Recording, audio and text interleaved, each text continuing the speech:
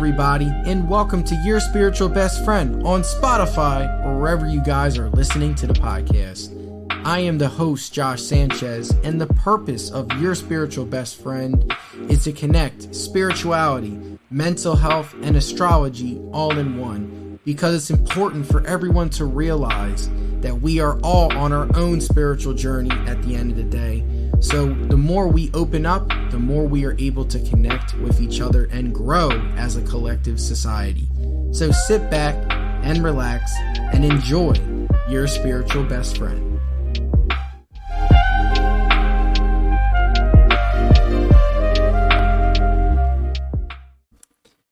Hey everybody, and welcome to episode 92 of the podcast. I am your host, Josh Sanchez.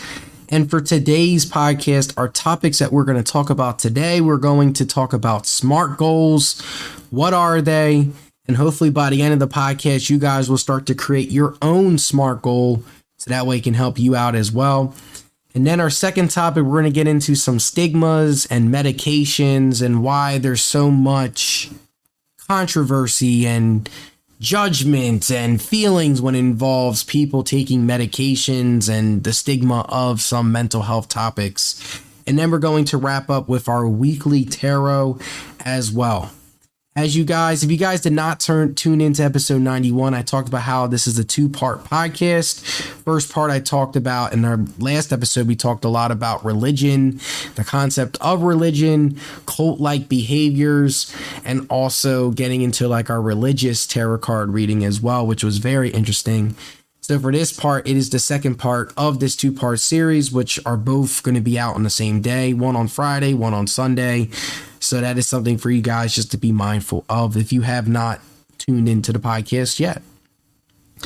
So without further ado, let's get started with what is a SMART goal.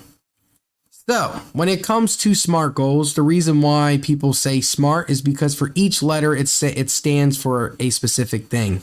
So when it comes to these goals, right, the difference between setting regular goals and SMART goals is SMART goals involve an awareness with what is going on. Is your goal actually achievable versus a random goal that we create? I don't know about you guys, but I know for myself, I have had a history of creating very big goals for myself that I knew were not actually attainable. And I had to look at myself in the mirror and be like, you know what, like, I need to ask myself, is this goal actually attainable? Right? Like I had a goal for this podcast to have like over thousands of subscribers after the first year. And, you know, like podcasts, they take time, right?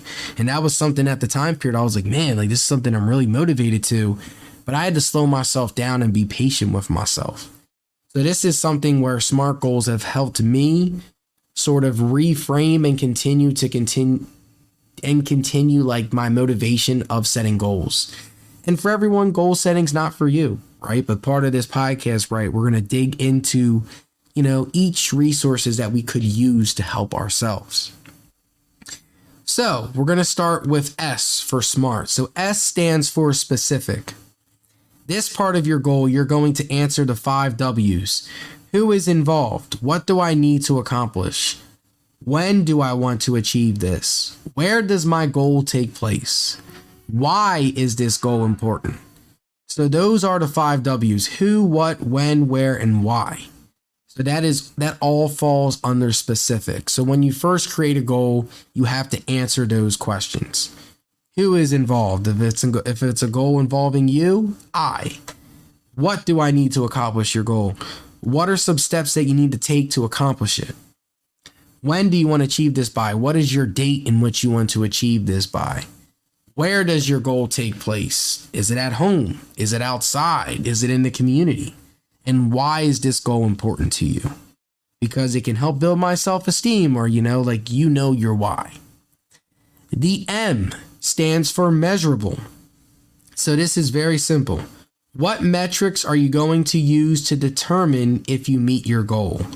So, for example, if it's a project that's going to take a few months to complete, the plan is to set some milestones by completing specific tasks to accomplish.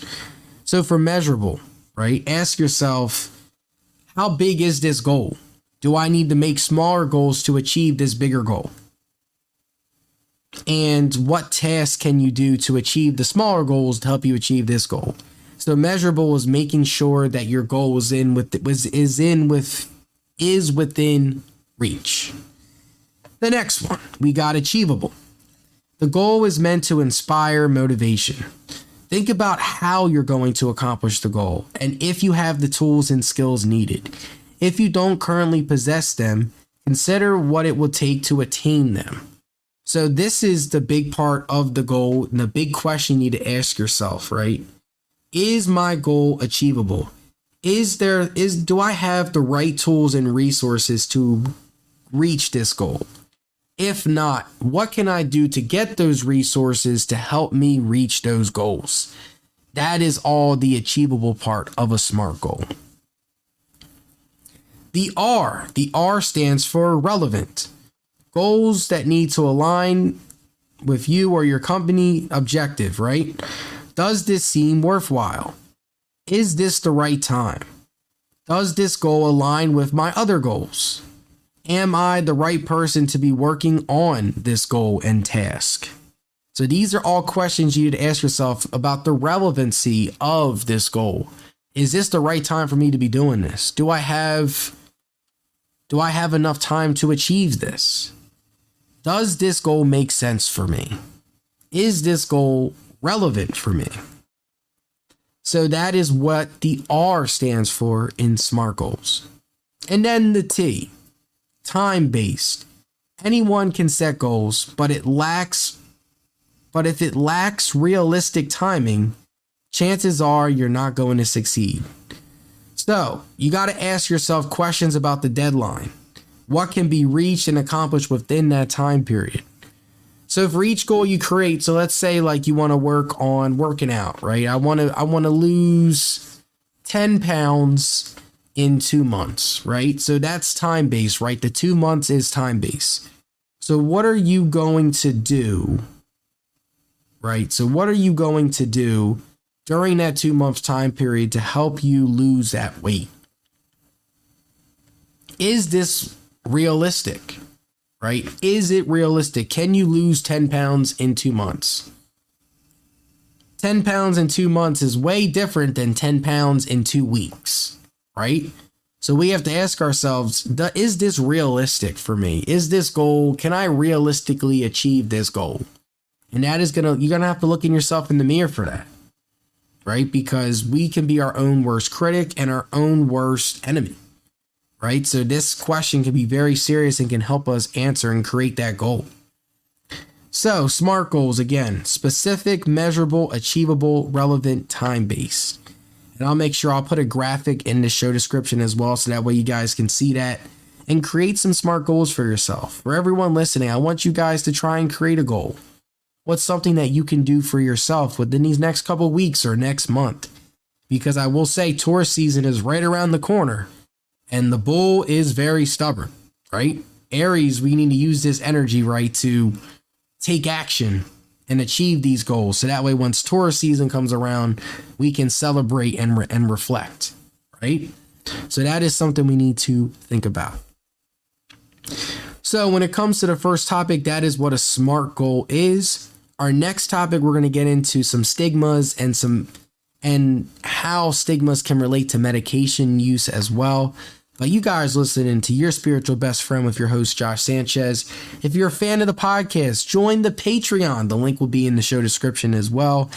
And also like, rate, and subscribe to the podcast on Spotify and Apple Podcasts. If you guys love the mental health topic, love the astrology topics, email me. Send me your overall, what are some things you enjoy about the podcast? I will also shout you out as well. Even if you join the Patreon as well, I'll give you a shout out for the podcast. But we're going to get into our second topic. But for now, this is Josh, host from Your Spiritual Best Friend, signing off, and we will be right back.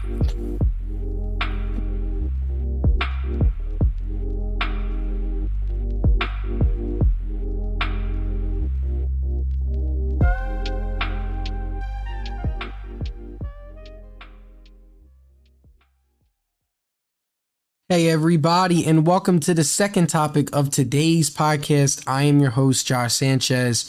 For the first topic, we talked about what SMART goals are and their impact on us and how we can use them to help us get motivated and do new things for ourselves, right? For the second topic, we're going to get into some stigma about medication use. I know I've done a couple podcasts earlier where I've interviewed people about mental health stigma. If you guys want to tune into those episodes, I can put them in the link in the show description for you guys to check them out. Those are some great content. For this episode, I wanted to be more specific and talk about more medication and the stigmas that go in place with medication use, because there is a lot of stigmas that involve medication. Whether you are on team no meds or team medications, we have to understand where these stigmas come from and the origin in which they are. So depending on what your perspective is, right, and where you come from, you could already have your own versions and your own ideas based off of medication, right? There is big systemic stigmas on medication, right? So threat of discrimination is one of them, right? Because when it comes to being on disability, right, and the idea of someone being on meds, there's an immediate push on them, right? Where it's like, oh, why are you taking medications? Or, people might view you less because you're taking medication on a disability, sometimes you might need, right? And the second people know you're on medication, there's an immediate threat to discriminate, and that has been shown throughout history. Another stigma that is a big one is racial barriers as well.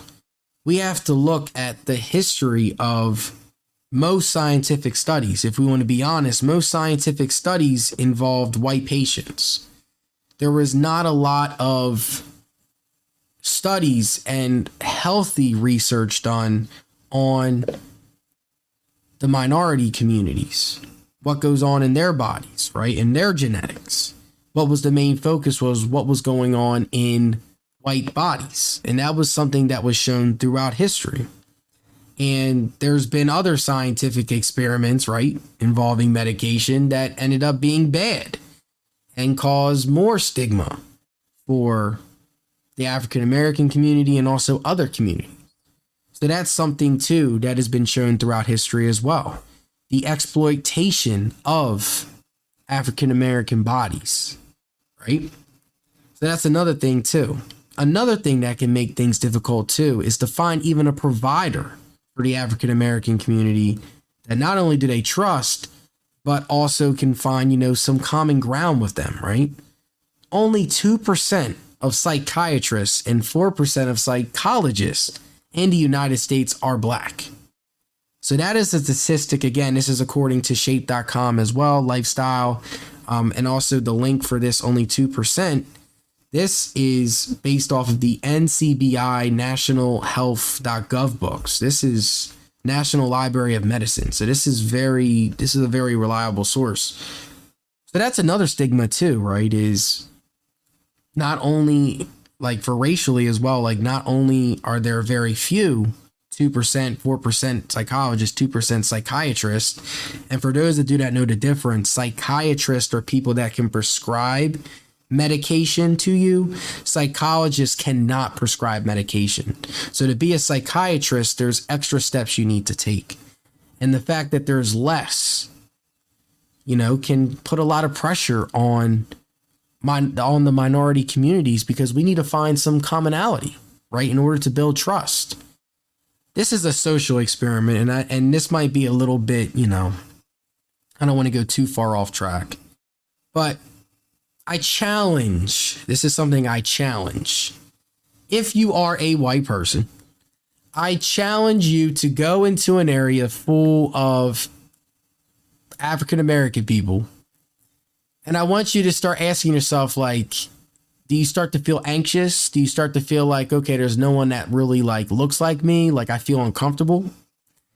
If you do that, that is the perspective of a lot of African American people, right? Whether that is in a university, whether that is at work, whether that is in school, especially in work environments where they're the only person of color in the workforce.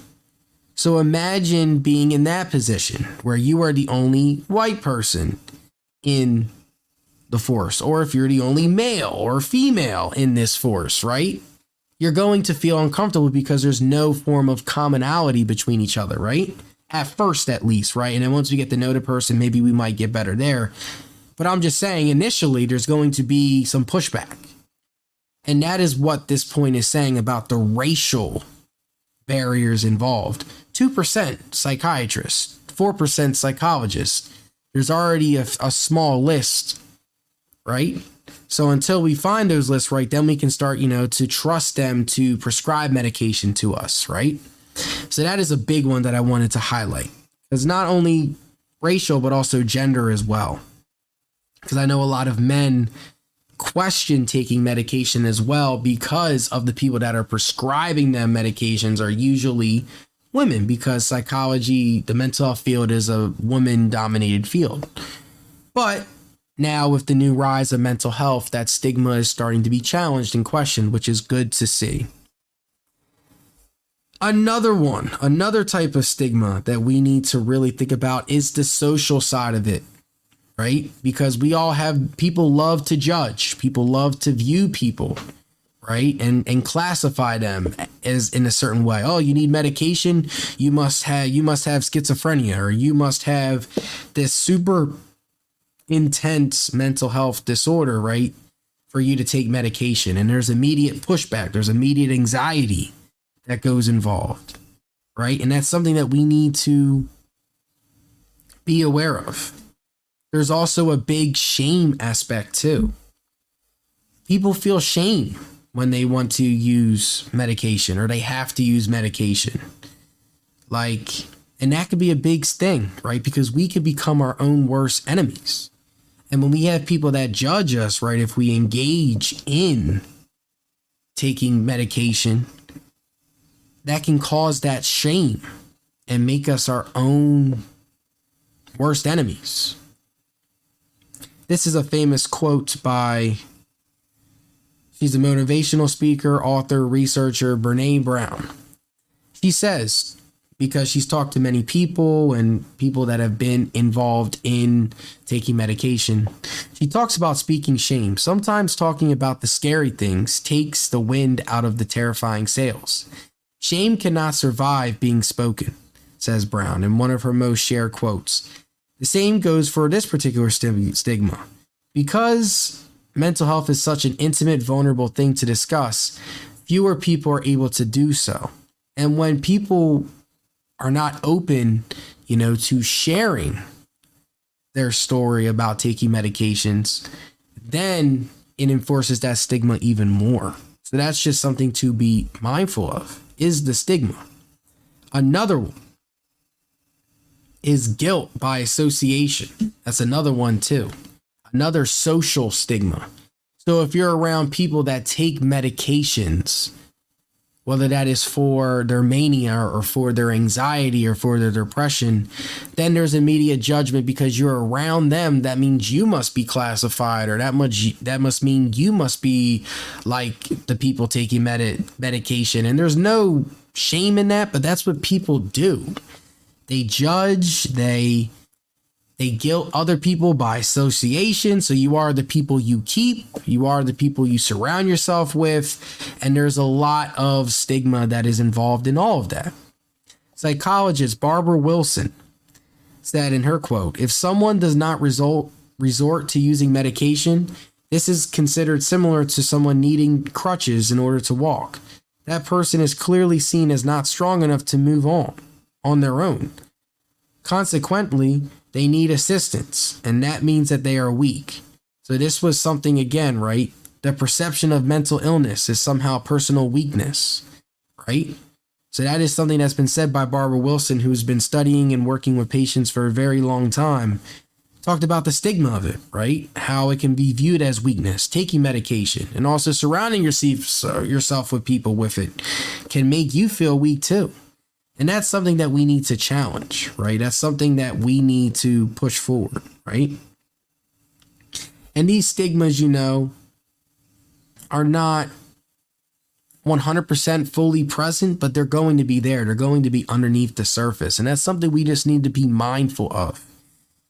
I'm going to keep saying this again, mindfulness. The more we're aware we become about the things we do, the people we meet, the things people say, the things we say, that's when we're able to take the next step and be accepting for ourselves and understanding for ourselves. And if you are someone that does need medication, do not worry. There's so many other people that take medication too. And just know that medication, could be an outlet for you to help. Medication is not for everybody, right? But for some people, we need medication to help balance ourselves, and that's okay. There's no shame, no guilt in taking medication. It's helping you become the best you. And whether you're someone that needs medication or not, we all need resources for help. And that's something that we can unite ourselves together, share our stories together. So I know for me, I've had a lot of people in my life that have taken medication, and there's nothing wrong with that. Some people, medication works great and they need it. For others, it turned them into a zombie, right? And they got off of it. So that's just something we need to be mindful of. So I wanted to wrap up this topic with this quote. So this is by Forrest Talley, PhD, clinical psychologist. Although it's not clear how the stigma of using medication for mental health challenges originated, it's normally associated with weakness. The reasoning being that one should not need to resort to a mood-altering substance in order to deal with the stressor in life.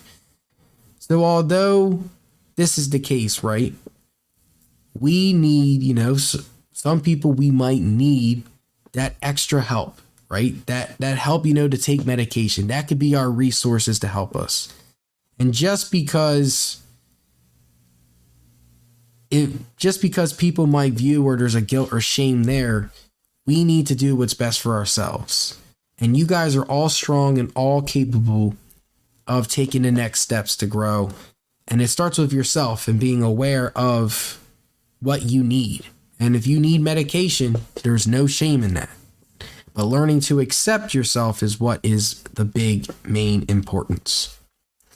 So that concludes the stigma conversation. I hope you guys enjoyed it.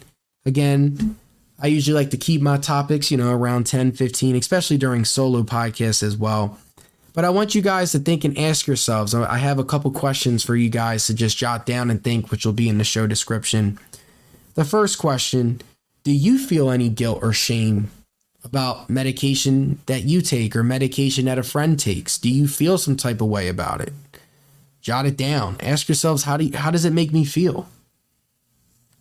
And if you're someone that is considering medications, just know that medication, is not, you're not just going to take one medication and it's going to solve everything. It's going to be a journey. You're going to have to find the right doses. You're going to have to find the right type of medication. And be patient with yourself. And that leads to this next question. For people that have taken medication, describe to me your journey of it. Have you been a one medication person? Have you needed to take multiple doses or multiple things or different types of medication? Reflect on your journey with medication and ask yourselves, how has that helped me learn new things about myself? So that last question is a two-part question. But you guys listening to Your Spiritual Best Friend with your host, Josh Sanchez. We're going to wrap up this second topic and transition to our third and final, which is our weekly Tarot. And I hope you guys stay tuned and enjoy that as well. 3 cards. Let's see what the ancestors have to say for everyone here listening to the podcast. But you guys listening to Your Spiritual Best Friend with Josh Sanchez. We will be right back.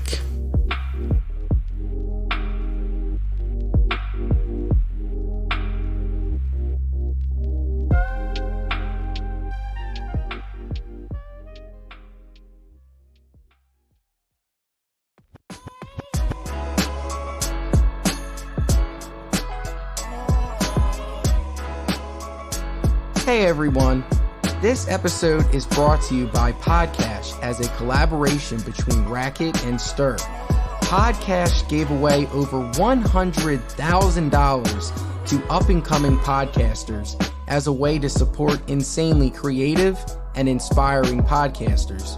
We know how difficult it can be to get a podcast off the ground and running, but with Podcash, it's a great way to get cash, and best of all, it's all free for your podcast.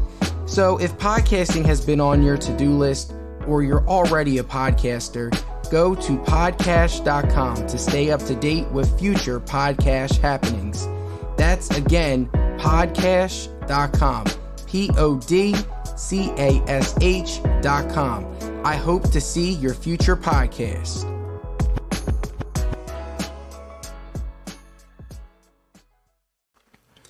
Hey everybody, and welcome to the third and final topic of today's podcast.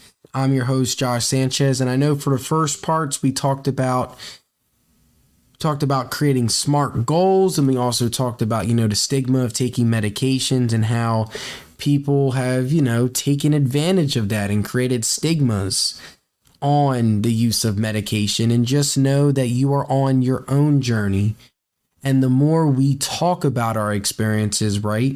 And the more, we become educated and aware of what we're doing in the process of taking medications and all that stuff too, you can become more mindful and aware within yourself of what works and what does not work.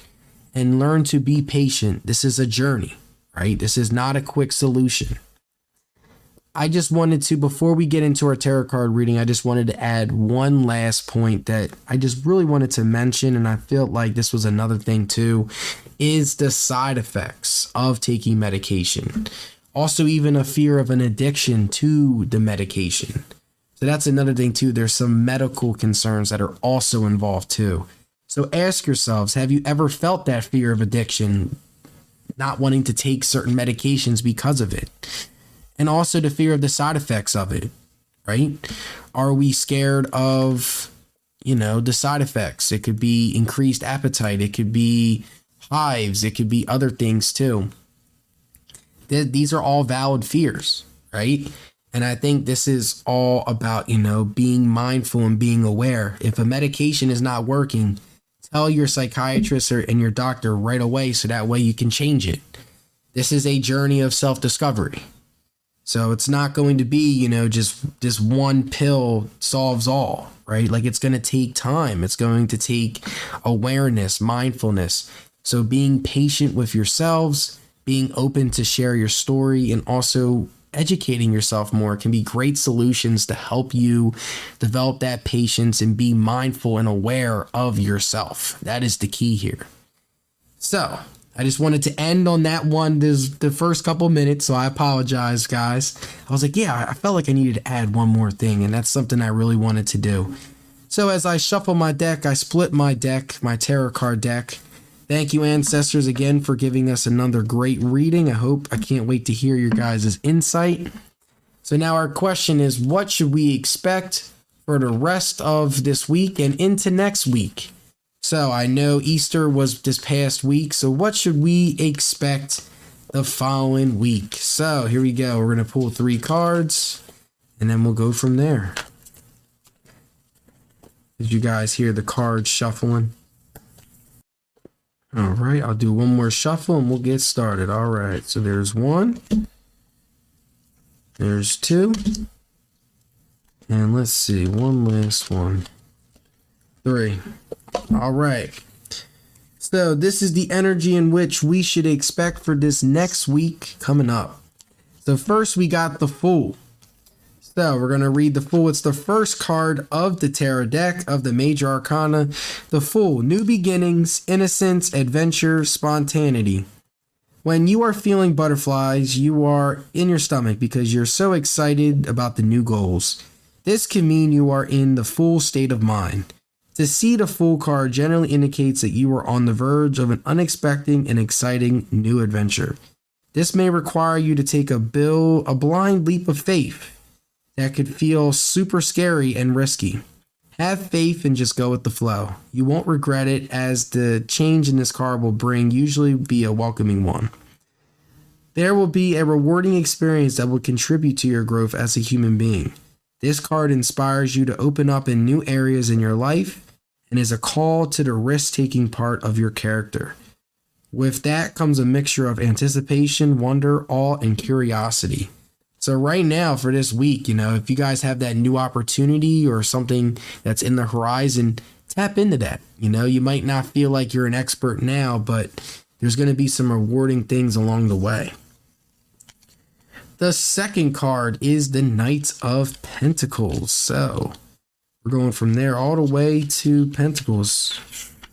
So the Knight of Pentacles, consistency, hardworking, and routine.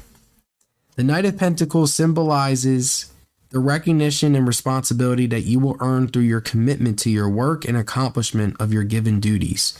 You are a loyal person, hardworking, and always completing your tasks properly.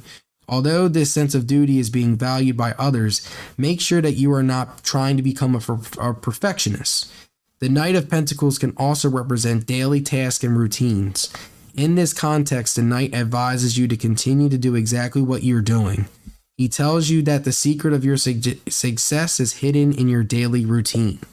So tapping into your daily routine is something as well. You could be either that or also, staying the course. That's what we're doing this week, staying the course. And then the last card, we got Six of Pentacles, or Six of Wands. Sorry, guys. Six of Wands. Oh, man, no, I got it flip-flop. My fault. Four of Wands. My fault, people. Four of Wands. Celebration, excitement, homecoming. Celebrate good times. Come on. It's a celebration, sings the upright Four of Wands. One of the most positive cards found in the tarot, the Four of Wands predicts the celebration of a monumental achievement. If you are planning a wedding or a get-together, this card confirms that the event will be a success. Take this opportunity to pull out of the stops and make it an event to remember. This card also has a more abstract interpretation. It tells us a story of feeling confident in being on the right path in life. Anyone wishing to go on a new adventure in life is in great shape to do it when the Four of Wands appears in their reading. Do you have a dream about you've always had or wanted to chase after? Take advantage of this and go after it. So what we got is we have the Fool and Wands. So the Wands and the Fool are giving us new opportunity, celebration, and the confidence, to take that step. And then also the Knight of Pentacles is another indicator, like, hey, like when you take that next step, right, can stay the course, work hard, continue to do what you are doing. Once you tap into your routine, you will find more of those things that you are passionate towards. So that is our reading for this week. I hope you guys enjoyed the podcast overall about stigmas of medication and also talking about SMART goals. Hopefully you guys can create some. Let me know how you guys feel about it. Let me know how you guys feel about the reading. Again, the cards go the Fool, Knight of Pentacles, and Four of Wands. Celebrations, new opportunities, and staying the course and sticking to your routine is all in the message. So I hope you guys have a wonderful week. I hope you guys enjoyed both parts of the podcast. I'll continue to post more content. There's going to be some new interviews on the horizon as well, which I'm very excited for. I pretty much am going to have, and my plan is to have May and June pretty much booked. We're going to have a year, 100 episode celebration of the podcast soon, so stick around with that. But like always, join the Patreon, like and subscribe to the podcast on Spotify, Apple Podcasts. Your subscriptions will help boost the podcast overall. Have a wonderful week, everybody. Stay safe. And this is Josh officially signing off.